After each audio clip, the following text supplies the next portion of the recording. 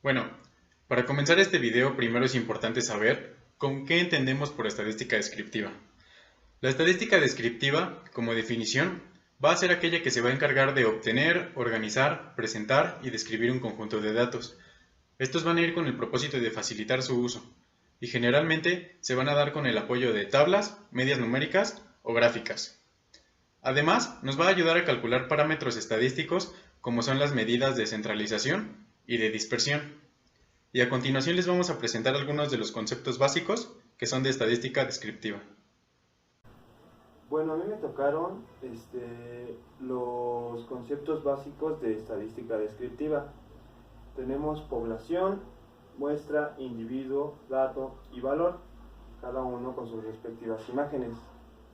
En población lo vamos a definir como un conjunto de individuos al que tenemos acceso para estudiar. Por ejemplo, en un grupo de trabajo de una empresa tenemos 50 personas, ya tenemos a nuestra población. Después viene el concepto de muestra, que es el subconjunto de una población. Tenemos 50 personas en una población, entonces la muestra van a ser 10. De ellos vamos a determinar ciertas características. Luego viene el concepto de individuo. El individuo es un objeto específico, ya sea de la muestra o de la población, que vamos a tomar para determinar igual ciertos datos. Viene el concepto de dato. Dato es el valor particular de la variable. La variable va a ser el individuo. Por ejemplo, del individuo vamos a querer obtener ciertos datos, tipo de sangre, número de hijos, etc. Y como último concepto tenemos valor. Valor simplemente es un número en específico. Y yo creo que es el concepto más importante de la estadística, ya que el valor son números. Entonces, con ellos podemos formar una base de datos o graficarla en un histograma, un diagrama de Pareto, diagrama de polígono o un diagrama de dispersión, dependiendo de lo que queramos obtener acerca de esa representación. La probabilidad es la mayor o la menor posibilidad de que ocurra algún suceso predeterminado. Se utiliza normalmente en las empresas para saber si, por ejemplo, sus productos van a subir o van a bajar ventas, o si vender aquí les va a dar mejor ganancia, o si no les conviene, o lo utilizamos diariamente, entonces es algo muy básico. El censo es el listado de una o más características de todos los elementos de una población. La encuesta es parecida, pero en vez de toda la población, pues es de la muestra, o sea que es una parte seleccionada de la población de todos los elementos de la muestra. Esa es la encuesta. Un cuestionario es un conjunto de preguntas que realizamos para saber pues sobre algún tema en particular. Por ejemplo, lo utilizamos en materias, un cuestionario para estudiar respecto a algún tema, para sintetizar toda la información, para alguna encuesta, etc. El rango es la diferencia entre el valor mayor y el valor menor de un conjunto de datos. Por ejemplo, si queremos saber el rango de los jugadores de un equipo de básquetbol, deberíamos de tomar las edades de cada individuo que lo conforma y supongamos que va de 18, 19, 20, 21, etc. hasta 31, que es el valor mayor. El valor menor sería 18, porque pues son los límites. Entonces el rango se saca de la diferencia del valor mayor al valor menor, o sea 31 menos 18 en este caso. Resolvemos la operación, es 13. El rango de los jugadores del equipo es 13. Bueno, como siguiente tema tenemos la distribución de frecuencias. ¿Qué entendemos por distribución de frecuencias o qué tenemos como definición? En estadística se le llama distribución de frecuencias a la agrupación de datos en una categoría. ¿Qué tipos de frecuencia existen? Frecuencias completas, frecuencias relativas, frecuencias acumuladas y frecuencias porcentuales. Las frecuencias completas van a consistir en el número de veces que aparece un valor en una categoría. Las frecuencias relativas, este va a ser el cociente entre la frecuencia absoluta. Las frecuencias acumuladas. Las frecuencias acumuladas van a consistir en la suma de las frecuencias absolutas. Y las frecuencias porcentuales se van a obtener multiplicando la frecuencia relativa por 100. A continuación les explicaré qué es el histograma. El histograma es una representación gráfica de una variable en forma de barras, en donde la superficie de cada barra es proporcional a la frecuencia. Hicimos una encuesta a personas sobre su color favorito, y en ese color favorito metimos verde, azul y rojo. En total, cuestionamos a 26 personas. 9 nos respondieron que su color favorito era el verde, 5 que su color favorito era el rojo, y 12 personas respondieron que su color favorito era el azul. Así sacamos las barras y las acomodamos conforme a las personas que les gustaba el color, como aquí se va desglosando. A continuación les explicaré qué es el polígono de frecuencias. El polígono de frecuencias se forma a través de un histograma. Estos emplean las columnas verticales para reflejar las frecuencias entre sí. El polígono de frecuencias se forma a través de los valores mínimos o máximos de cada barra. A continuación lo voy a representar y vamos a ver cómo va a quedar el polígono. Quedaría de esta manera.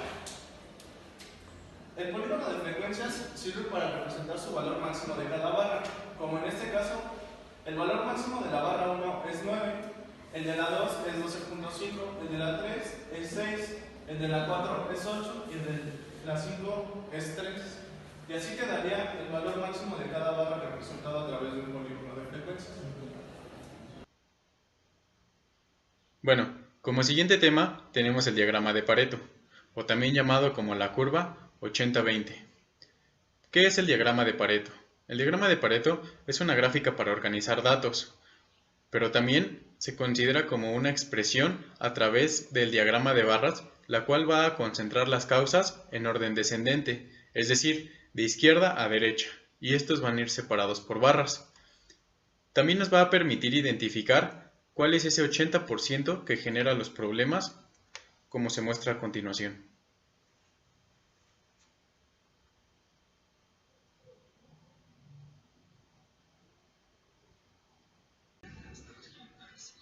El diagrama de dispersión. Un diagrama de dispersión o gráfica de dispersión es aquel que utiliza las coordenadas cartesianas para mostrar los valores de dos variables para un conjunto de datos. ¿Cuándo se emplea el diagrama de dispersión? El diagrama de dispersión se va a emplear cuando una o varias variables están bajo el control de un experimentador. Y además, cabe destacar que en un diagrama de dispersión puede sugerir varios tipos de correlaciones entre las variables, con un intervalo de confianza determinado, como se muestra en el ejemplo. Las medidas de tendencia central son medidas de estadística que se utilizan para resumir en un solo valor un conjunto de valores. Las más comunes son media, mediana y moda. Las medidas de dispersión, en cambio, miden el grado de dispersión de una variable conforme a la media. En este caso sería la varianza. Y a continuación les voy a hablar sobre lo que es media, mediana, moda y varianza. La media es al igual que la moda una medida de tendencia central. Esta se utiliza cuando se quiere sacar un promedio. Normalmente se usan las empresas cuando se quiere obtener el promedio de alguna falla o algo por el estilo. También se utiliza cuando los maestros quieren obtener el promedio de calificaciones o cosas por el estilo. En este caso tenemos la calificación de 3 parciales. En la primera tenemos 8, en el segundo 9 y en el tercero 10. Para sacar la media tenemos que sumar el número total de frecuencia y dividirlo entre el total de valores. Aquí se puede ver que se suma 10 más 9 más 8 y tenemos 27. Este valor se va a dividir entre el total número de valores, que es 3, y obtenemos que el resultado de la media es 9. A continuación voy a hablar sobre la mediana. La mediana es una medida de tendencia central. Este es cuando se ordenan un conjunto de datos de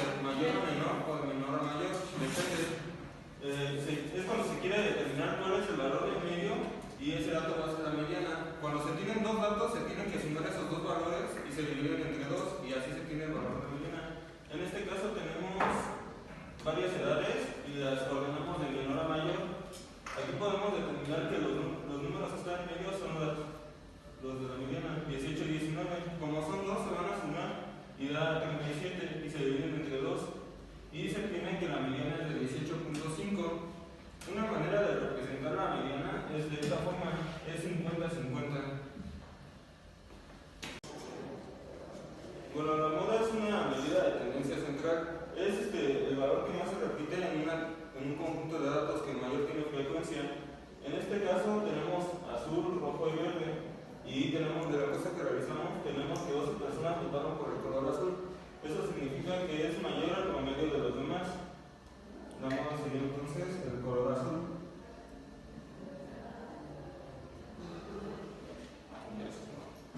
Ahora. La desviación estándar.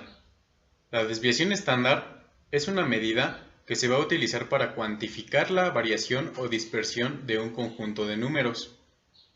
La desviación estándar va a ser igual a la raíz cuadrada de la diferencia entre el promedio de los cuadrados de los valores y el cuadrado del valor promedio. Pero ¿qué podemos decir en general de la desviación estándar? Podemos decir que la desviación estándar mide cuánto se separan los valores. A continuación, un ejemplo de ello. En el resultado que te salga se tiene que elevar al cuadrado, como -3 es igual a 9, 0, el 0 elevado al cuadrado siempre va a dar 0, -3 sigue siendo 9, -2, 4, -2, 4. En esto se tiene que sumar los nuevos resultados que da igual a 26. El resultado que da se tiene que volver a dividir entre el número de datos. En el resultado que te salga es a 5.2 y se tiene que sacar la raíz. Al momento de que se saque la raíz, el resultado es el 2.28 y esta es la fórmula de la desviación estándar.